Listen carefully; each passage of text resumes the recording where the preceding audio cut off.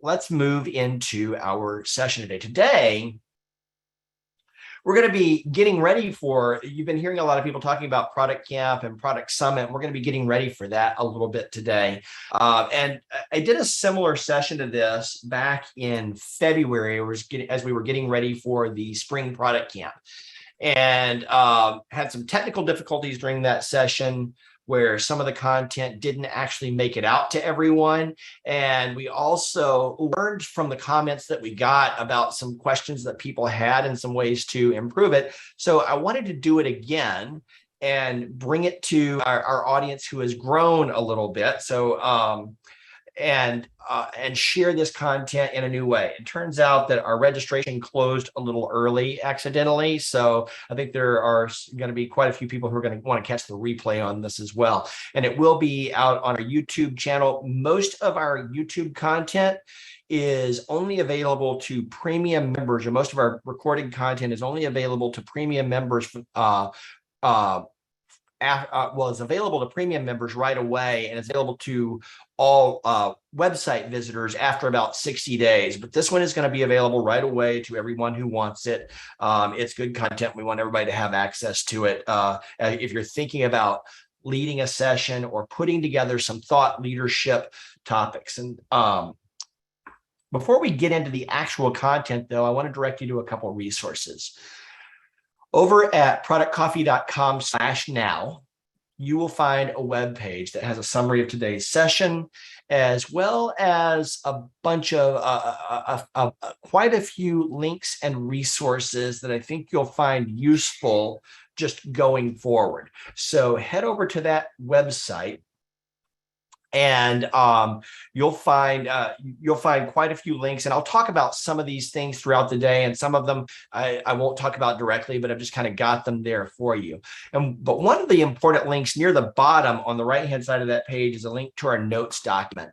And our notes document is a Google Doc, and if you haven't been here before, one of the things that we do at Product Coffee is we open a common document over on G Suite, and we just take notes together. Instead of taking notes for yourself, we create this common document. And so if you hear something that resonates with you, if you have a question or a thought or an additional idea or a resource that you know about to be really beneficial based on the topic, drop it in this notes document. We ask everybody to kind of jump in there and collaborate on that in real time to build a permanent record of some of the insights that you'll take away from the session today. And would love to have you join us over there. You can go to productcoffee.com/notes to jump in on that document. There's also a worksheet on the resources page at productcoffee.com/now that we'll use later on in today's session. All right. So let's get started. I'm going to share my screen here in a moment. Let me turn off Minecraft. Hang on. All right, here we go. So the general kind of premise that I wanted to start with is we're talking about Product Camp and the Product Summit over in the Carolinas and RTP area, is the general notion of product camps in general. Product camps, if you're not familiar with them, are what's called an unconference. And what makes a product camp different from a traditional conference, why we call it an unconference, is the content is generally presented, created, and brought to life by the people who actually attend the event. And they attend the event for the purpose of learning from each other. In a traditional conference, you will have professional speakers pulled together and sponsors pulled together to deliver the content to the audience.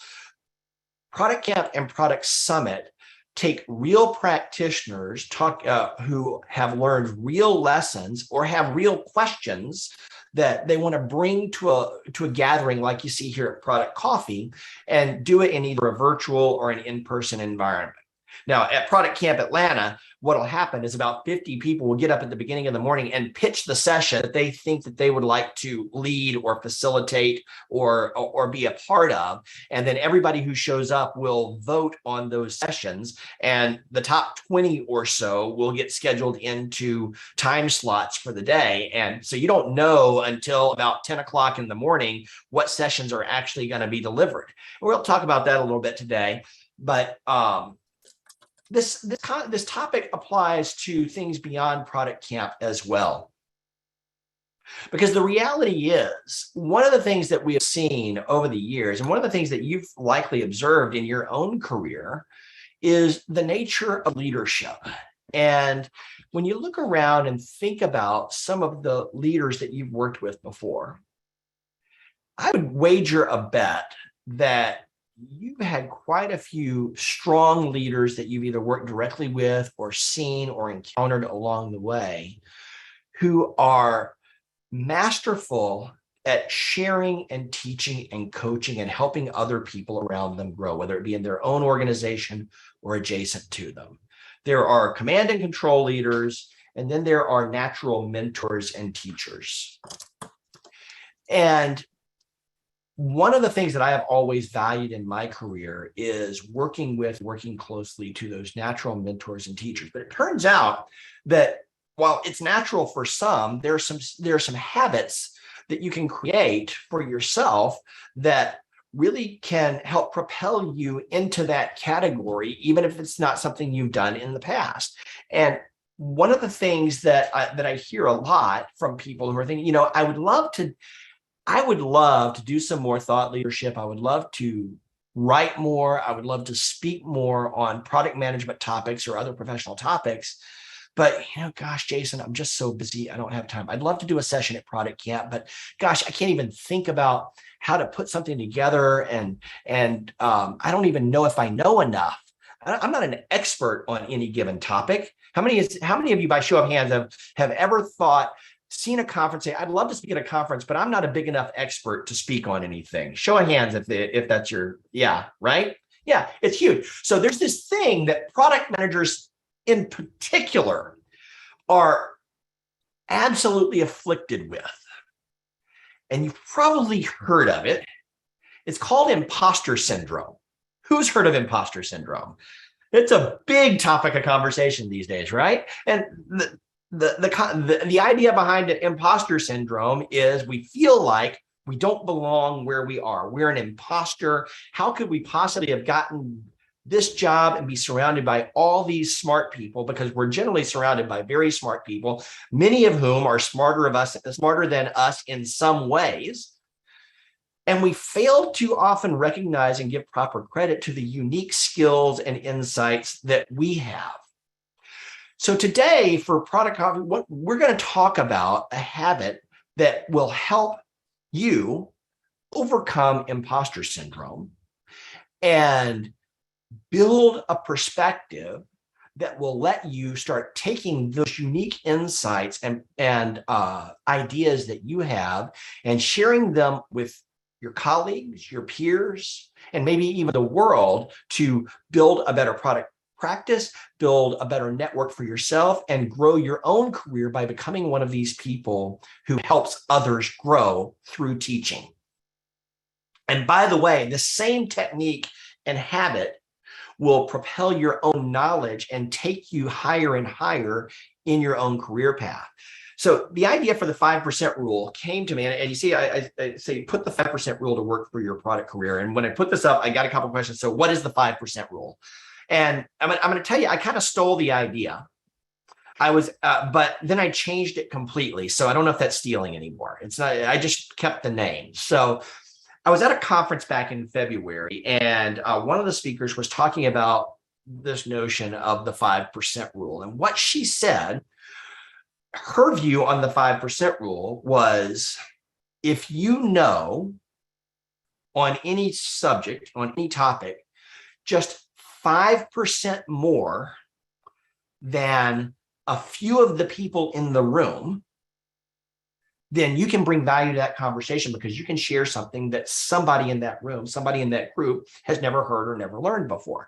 So to illustrate this, I want to ask, because I know I mentioned we've got the book club going in Product Coffee Premium on continuous discovery habits. Even if you're not a part of that, and if you would use your reactions panel in Zoom for me right now so that I can kind of see everybody really well.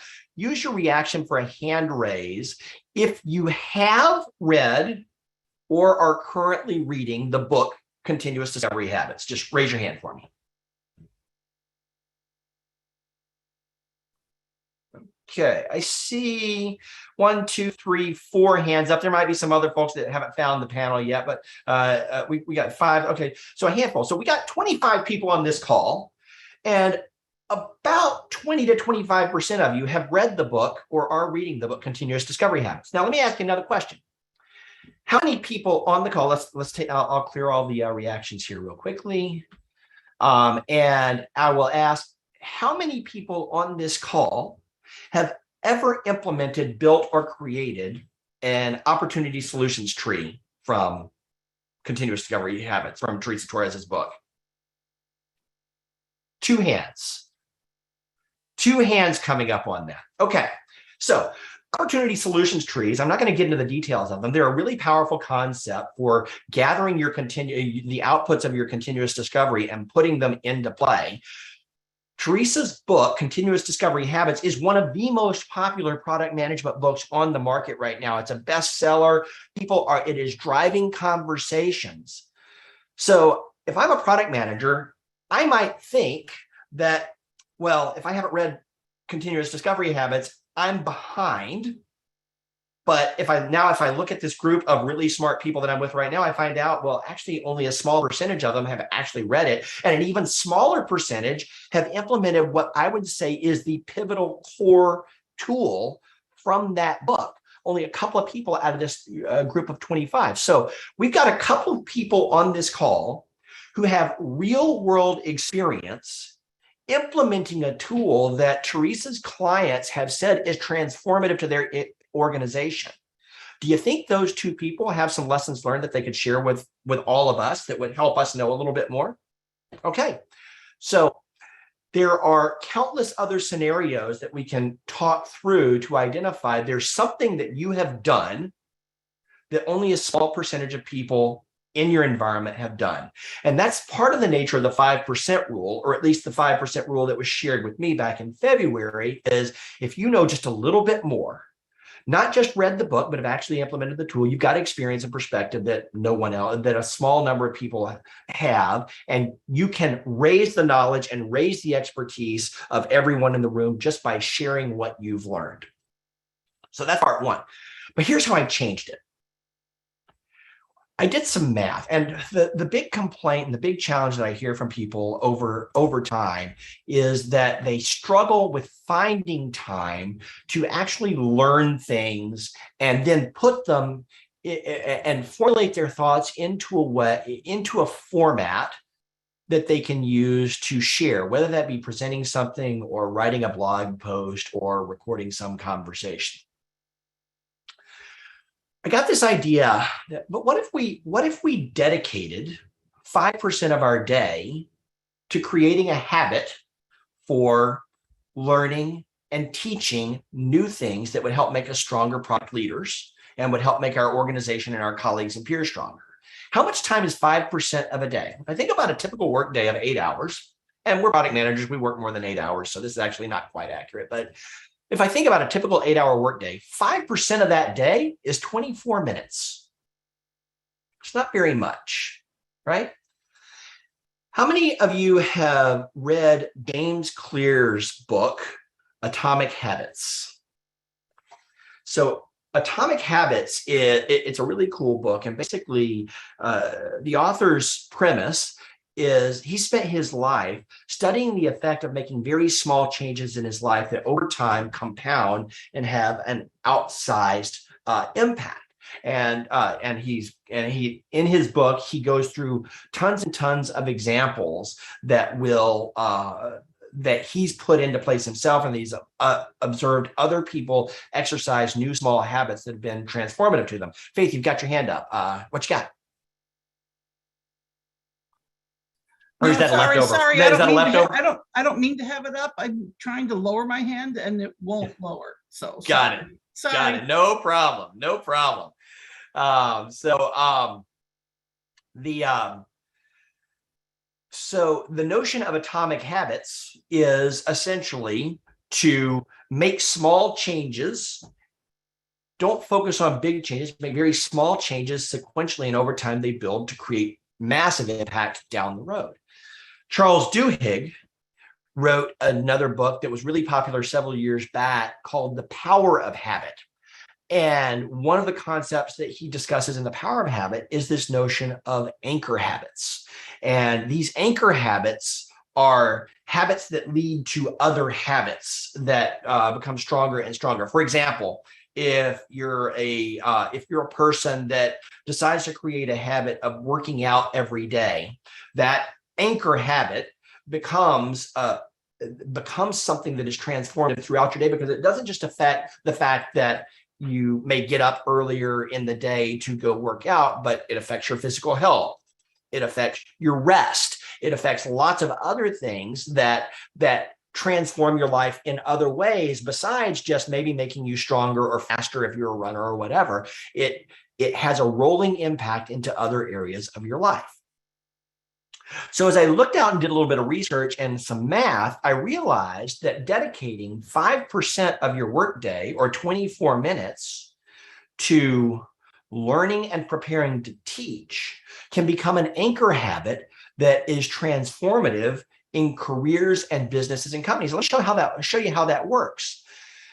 If you think about the notion of 24 minutes, and then you add that time up over the course of a month, well, 24 minutes, and everybody can see my screen, right? Okay, great. 24 minutes over the course of a month adds up to 12 hours in a month.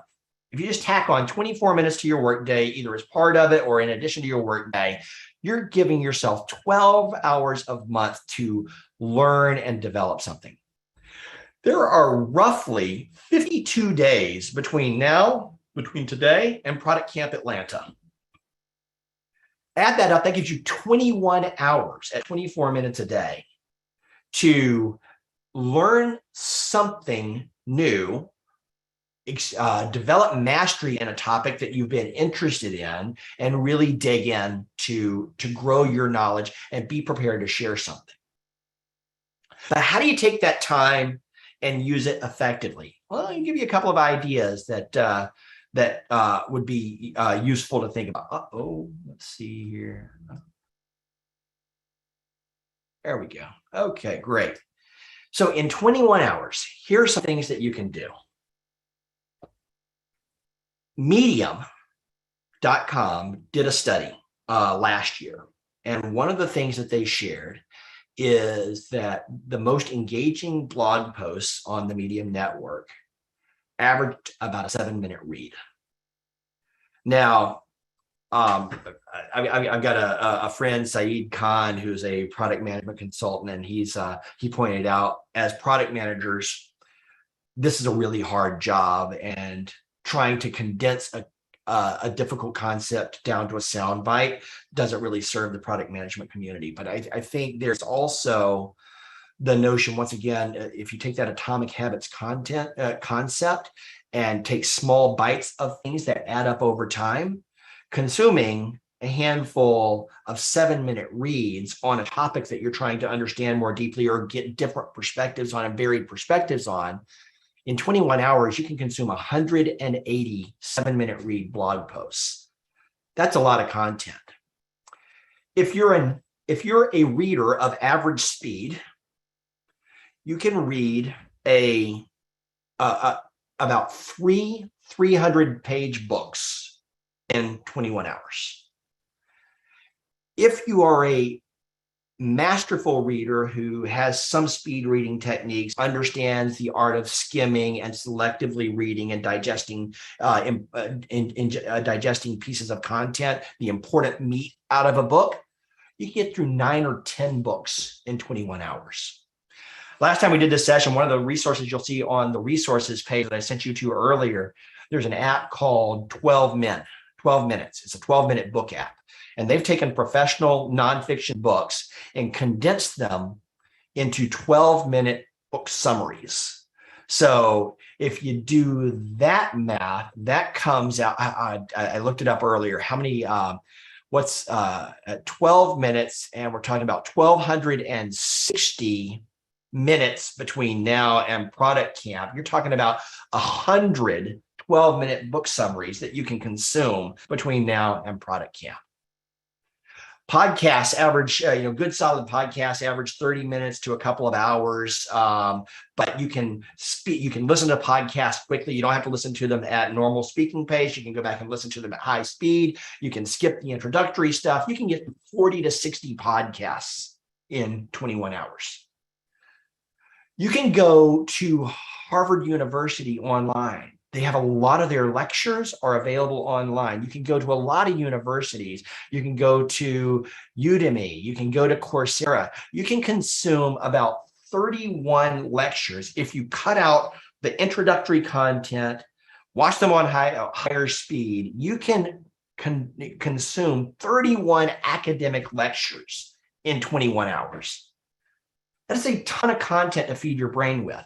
And the thing about the 5% rule and carving out 24 minutes as opposed to sitting down for 21 hours in a row is you consume a little piece and then you walk away from it and it works in your mind. If a lot of product people are type A personalities, and most of us have, I would wager that almost everyone on this call at some point has examined or been introduced to or been sold to, had an attempted sale to join some multi-level marketing organization.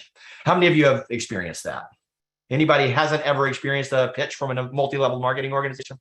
One of the things that every single one of these organizations, and I've looked at quite a few of them, every single one of these organizations has some sort of a motivational series, and they will point out the power of the subconscious and just putting a concept in your mind and letting it grow and nurture through that experience. And we have had and it's absolutely true. If you just learn something, read something, consume something, put it back in your mind and walk away from it, it is still doing its work. You're applying that to your day as you go through. So it's going to grow with you. So it's not just about consuming the content. By consuming it in small chunks, you give your mind a chance to work on it and develop your own insight, your own unique insights, your own unique applications to the content that you're consuming. But in short, when we talked about knowing 5% more than the vast majority of people in the room, Inc. magazine posted an article, and I've got a link to it on the site there a moment ago. The average American reads 1.5 books per month. The average reader, 1.5 books a month. If in 21 hours you consume half of this content, you are already putting yourself in a class of elite learners that is in the top 5% of the world right now. So in 21 hours, you can know more about almost anything than the vast majority of people in the world, or certainly in your context. You can pick a topic and you can become the expert. So think about the implications of that and your imposter syndrome. If you know that I can carve out 24 minutes a day and I can become an expert on something that matters in my organization, and I can bring value that is unique value, then how powerful is that in overcoming that sense of making sure that I am driving the kind of contribution that I want to be driving, right? And now let's expand that. Let's take that and bring it not just to your organization, but to the community at large. And Product Camp and Product Summit are great venues to do that. But there are other conferences out there too. You're now putting yourself in a position by learning content, by learning concepts, and building a plan to present them.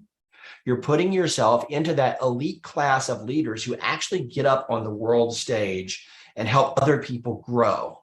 And you can do it on a whole different level when you're coming at it from that mindset of actually helping other people grow, not just pitching an idea, pitching a product, but I'm here to teach you something that matters. So I'm challenging everyone to make a commitment today to pick a topic and spend 24 minutes today, sometime, set a timer, spend 24 minutes making a list of things that you might like to explore. And then find and spend some time on Google, searching for resources on those things that you'd like to explore. And then tomorrow, pick something off that list and spend 24 minutes consuming it. Set a timer, create this habit for yourself, and keep going. So that is the essence of the 5% rule. Set aside 5% of your day to learn something that you can teach to others. And that will propel you in your career, both from a network perspective, from an expertise perspective, and from a leadership perspective. So the next thing I want to do is, any questions about that or thoughts on that concept so far? By show of hands, and you can use your virtual hand or your real hand, I'll try to see everybody. Who is ready to say, I'm pumped. I'm going to start carving out 24 minutes a day and create this habit for myself. Excellent. So you're already jumping into the elite category right there just by making that commitment. So let's take it a step further. Let's talk about how to actually select some content and put together a conference session in a way that is compelling to others to actually view. That's one of the other questions that people ask is, I don't really know how to put together something that's unique and relevant and will really speak to the audience. There's some nerves around that for some people. And the thing that most people immediately think of is they need to do a keynote speech or they need to do a big PowerPoint presentation. Well, that's actually not always even the case. I want to talk about a few different session styles that you can use and stimulate yourself to think a little outside the box and not put the weight on yourself to necessarily create a big, beautiful PowerPoint deck that you'll use to parade around, because that can be intimidating and difficult for a lot of people. That is one style, though, is to do a presentation or a keynote where you, in some cases, just stand up and just talk without necessarily any slides or support about the topic you've been studying. You've distilled it down into 2 or 3 key lessons that you can set up and share with your audience in a compelling way. And that's great. Some people excel at that. Some people are terrified of the idea of standing up on a stage for 50 minutes and just talking about something they know about.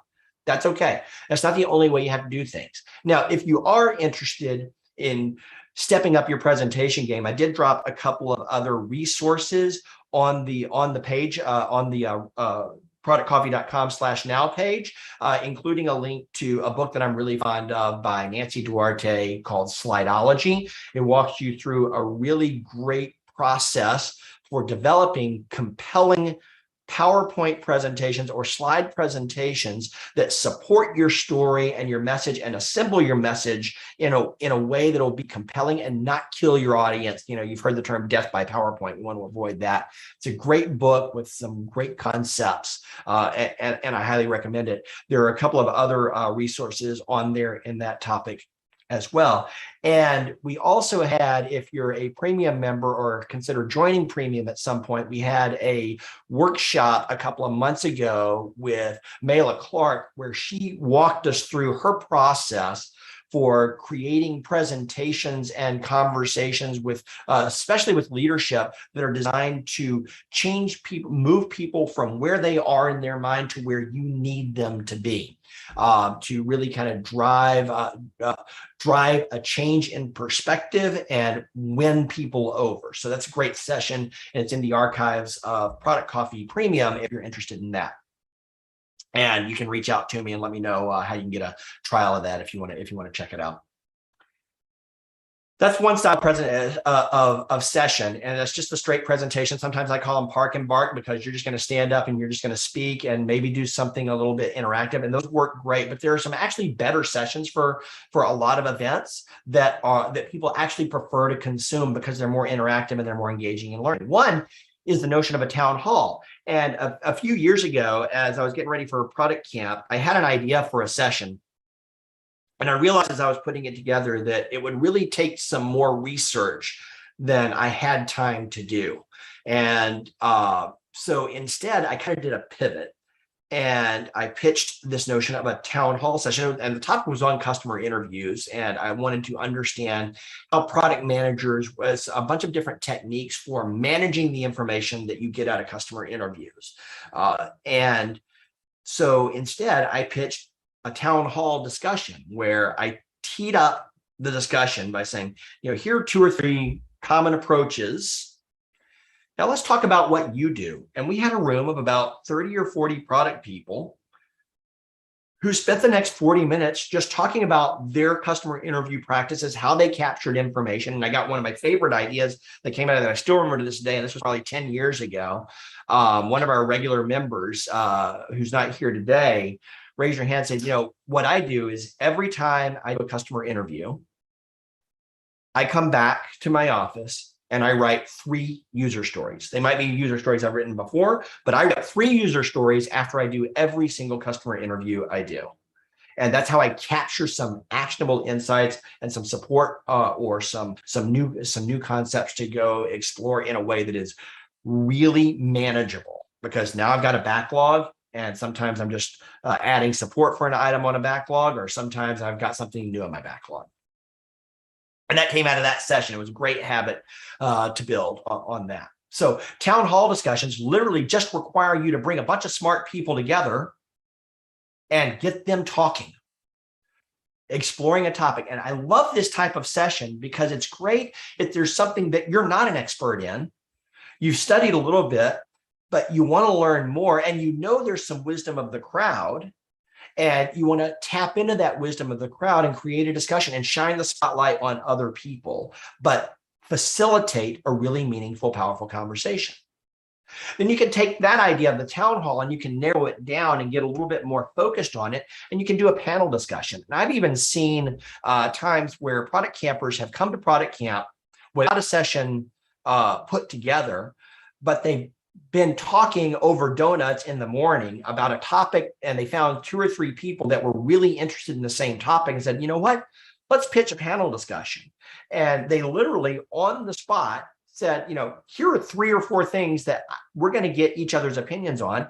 They pitched the session, got selected for the session, and had a 40-minute discussion between 3 or 4 people about their different perspectives on requirements development, how they each went about it.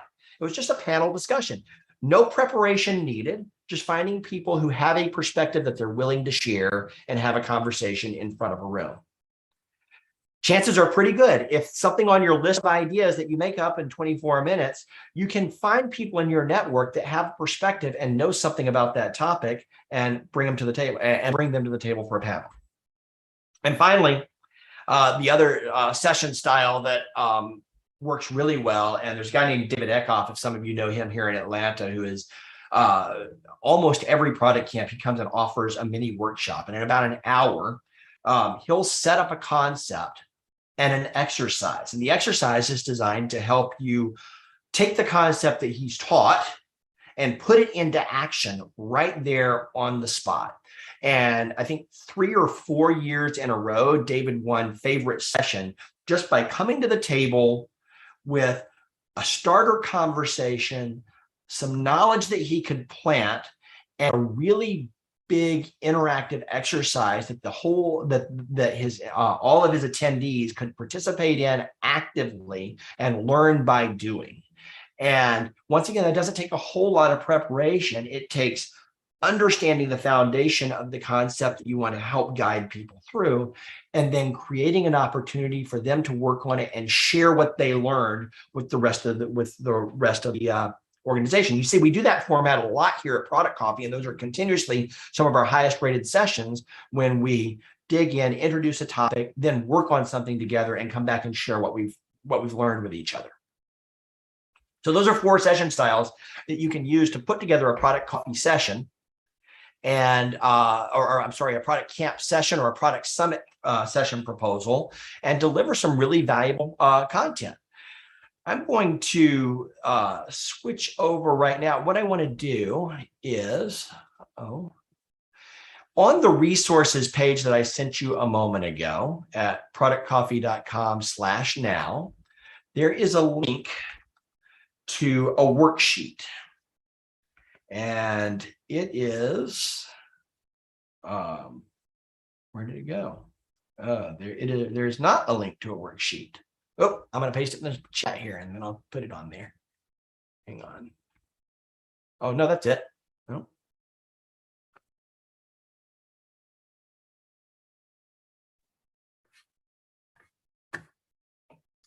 Jason, if you want to stick it in chat, I'll work on getting it up there. Okay. Real quick. Yep. Let's see here.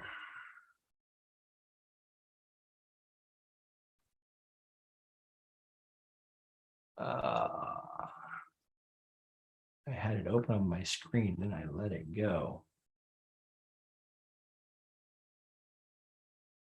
Oh, the pressure. All right, one moment.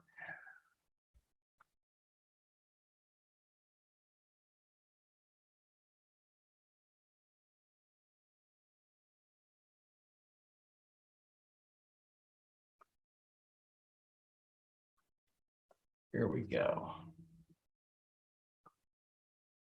Got it. I'm going to drop it right here in the chat.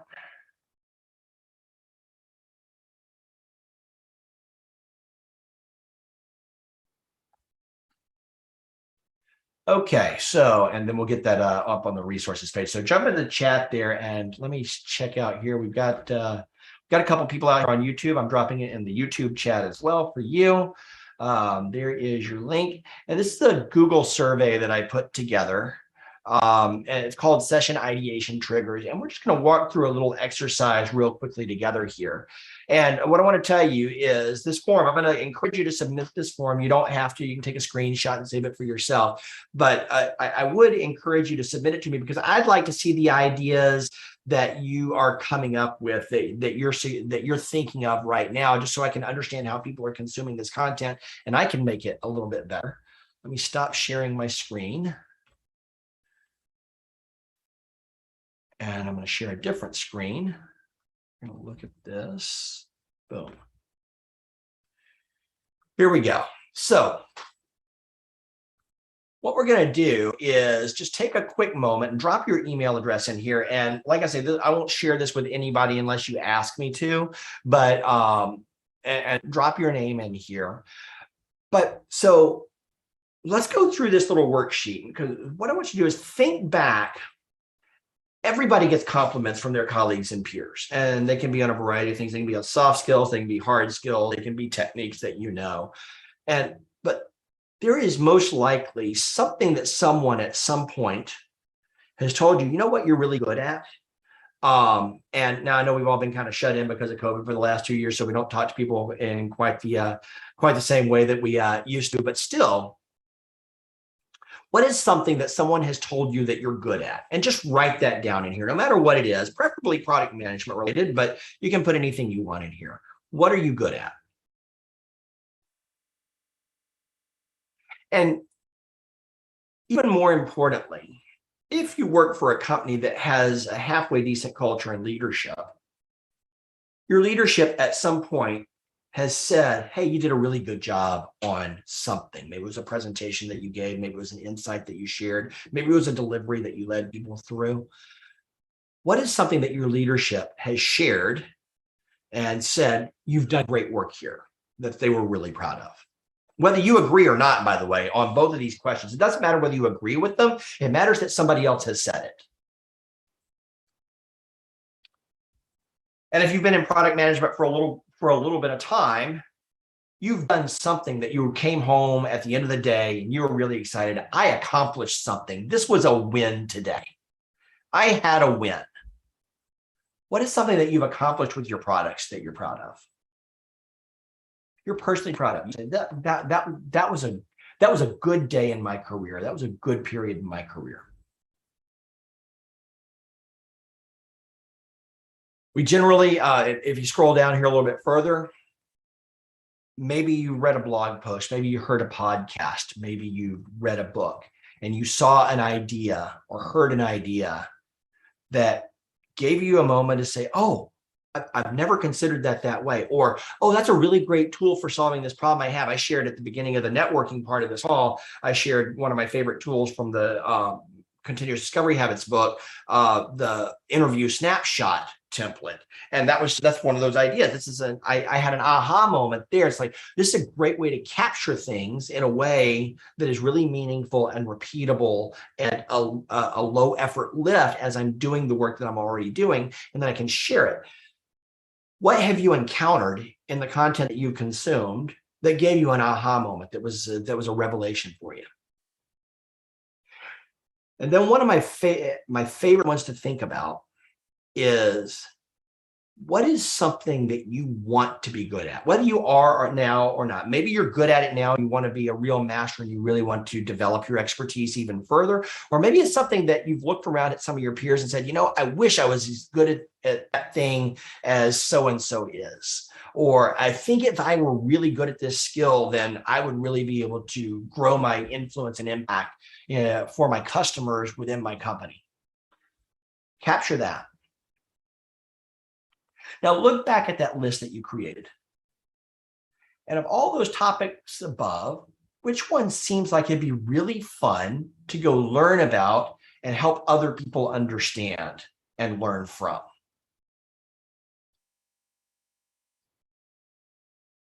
Just copy one of those in there. And by the way, you can change your mind later. This is just for the exercise right now, because what we're going to do in a minute, we're going to go into a breakout and we're going to talk through these for a couple of minutes and just kind of give some ideas. And so I just want you to have something to use in the breakout, even if you change it later. So just pick one. And then the thing that you'll also do is just think real quickly for yourself, what style seems to fit this topic? Would this be the type of thing that I would just speak about, or is it something that I could put together an exercise and do a guided activity or a workshop with? What type of these sessions, what session style would really fit this concept right now? Once again, I might change my mind later. And then I would encourage you to flip this little switch that says, send me a copy of my responses, and click send. That way you'll get a copy in your email box. I'll get a copy, I'll look at it, and I'll just kind of understand what you're taking away and where your head is right now. And if you want help with it, we've got a bunch of volunteers with the ProductCamp community who will be glad to jump in and help you develop your idea further in some additional discussions. So if that's something you'd like, we can do that. Let us know you'd like to do that, and we will match you up with somebody. Alex is throwing his hand up in the air there in the chat right now saying he's happy to help as well. And Alex is a great mentor and coach. So thank you, Alex. All right. So you've had a few moments to think about that. If you click submit, you'll also see that there's a button that will take you back to edit your response. And the email confirmation that you got will also give you a link to come back to this form and update it as your thoughts evolve. But what I'd like to do for about the next 5 or 6 minutes is I'd like to put everybody in a quick set of breakout rooms. So I'm going to stop sharing and take a couple of you.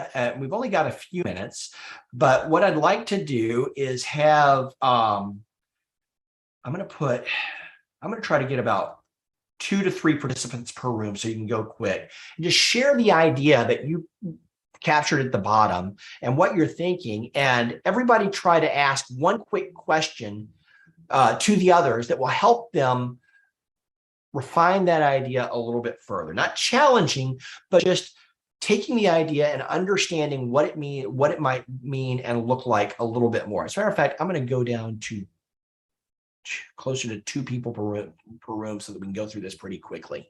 So get to know somebody real quickly, share your ideas, and I will bring back in about 5 or 6 minutes, and we'll take one of you and get one of you to like share, hey, this is what I'm thinking about, and here's what we took away from it. So here we go, and there we go. Here we go. Enjoy your time here.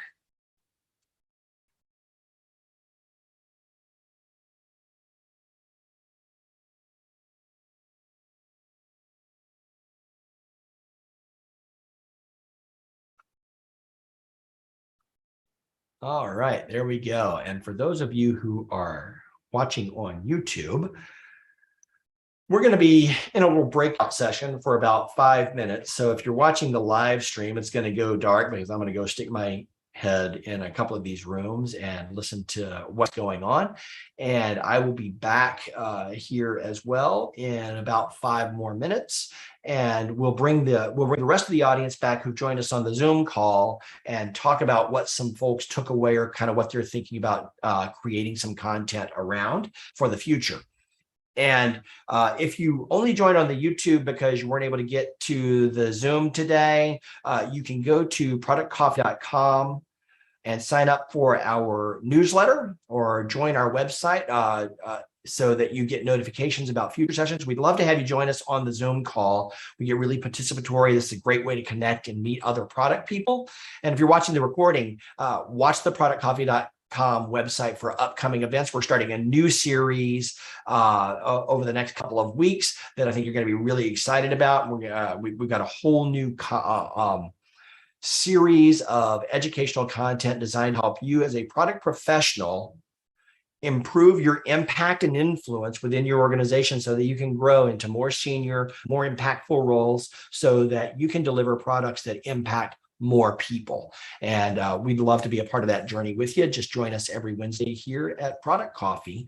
These are all free events and we'd be glad to have you. So thank you. And I will be back with you in about 3 more minutes.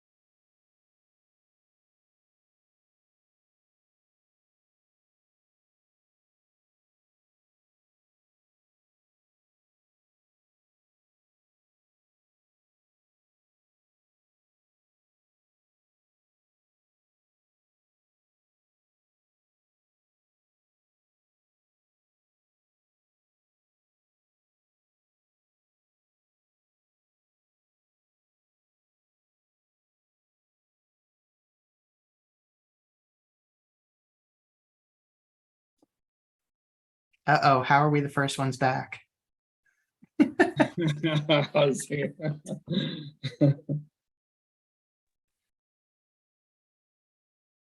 everybody, did you have a good discussion? I know it was fast. Fun. Yeah, good. Excellent. We've got everybody else will be back here in just a moment. It felt like speed dating. Not that I know Yeah. what that is, but I'm just saying. It is. I realized I was looking at the clock a little early. I got a little bit longer winded than I maybe intended to be. So got about 20 seconds till everybody gets thrown back in here, whether they want to be here or not. Hey, Jason, I have a quick question while folks are filing back in on the topic brewing and submitting process. My experience has been you bring it to the morning of, but there's a form. Do you guys have a preference? So we actually suggest we suggest that you fill out the form and pre-submit your session, and we will promote it when you do. So we'll put it out on, we've got a blog for sessions, so that if you've got a concept that you want to drum up some support for, get people thinking about, and that helps ProductCamp also, because a lot of people choose to come when they see the types of things that people are proposing. They look and say, oh, I'd really be interested in hearing somebody talk about that topic or being a part of that discussion. So we really like to get that content out there. So we put it up on the website, we put it out on LinkedIn, we put it on Twitter, and that helps get votes on the day of. We also print out nice voting sheets that have your session already written on it. But if you haven't pre-submitted a survey idea or a session idea, you can still show up on the day of and pitch your session on, and we've got blanks that we just fill out on the spot. But the handwriting or the printing is much better when it's not handwritten. So yeah, I've always enjoyed the mystery of what am I going to see when I go, but I do like the idea of getting a little bit of a taste of what's going to be there. That's a good idea. Yeah, cool. So real quickly, in the last couple of minutes, I would love for maybe one or two people to just raise their hand real quickly and say, I'll share what I talked about my idea being, and just see if we get a quick question or focusing question here in the larger group. So somebody throw up your hand and say, hey, I'll share what I'm thinking about. Don't Or just jump in. once. Jeez. Go ahead. I think Felicia and I just decided we were going to maybe co-do something, right? Like on the fly. We combined two ideas, talking about what's important and using the 2x2 or something of that nature, right, Felicia, to weigh your impact versus your effort, versus mine was preventing dumb from happening. I feel like that's the thing I'm most proud of when I talk about my product portfolios, is the days when stupid did not win the day because we were able to throw ourselves in front of the bus and stop it. But the reason that the bus was on the road was because somebody didn't do a basic 2x2 and just go, which one of these ideas is better than the other? So you think of doing a presentation or an exercise, or what kind of format are you thinking of? I don't think we made it that far. Okay, that's okay. We saw the breakout room right when we said, yeah, that maybe we could combine these things. Seems like an interactive exercise might be a really fun kind of mini workshop there for that too. It's just the idea to think about. Get Felicia. We should do this. Cool. Awesome. Thank you both. Who else wants to jump in with one more real quick? Oh, there we go. Faith, bring it on. Yeah, I've got one. So briefly, I think from pre-industrial times through today and going forward, how we do product, in other words, what we think of today as product management, has changed and evolved in response to the technology available to create products. And so, my thought is that for me, that's a little bit interesting how product management and the way we figure out how to create good products, with every change in technology, we've had to develop new techniques. And I'm going to stop there. That's basically the headline. So and I'm kind of curious whether that's interesting to anyone else. I think it is. And there's a variation there as well. Susan has been in her product management career, has been in consumer packaged goods and consumer goods quite a bit. And that discipline in product has evolved in its own unique way. And so that also starts to become a really interesting comparative conversation in how technology product management and consumer goods product management have evolved over the years as well. So I think there's a lot of insights because you can look at the past for things that work, and you can look at the now, and you can look at the future for things that still need to be solved. I love it. And Faith, I was just thinking, I don't think that you were there for that, but maybe we could get Jerry Seifert to talk about what product management was like during the Industrial Revolution. Yeah, yeah. Well, we used to, take dinosaurs to work.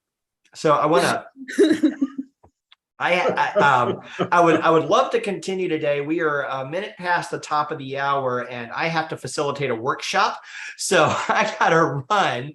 But I want to thank everybody for coming today. It's been a great session. I love that we got almost 100% of the people that started the session are still here at the end. So thank you, everybody, for sticking around. And I see that we've already had one session proposal submitted that I saw. There may be a couple more come in. And whether you actually offer that at ProductCamp Atlanta or some other conference doesn't matter. This is a call to action to step up and change how you approach your career and make an intentional habit of learning and teaching as you go to accelerate your career forward. So thanks everybody for coming today, and we will see you next week. Bye-bye. Bye-bye.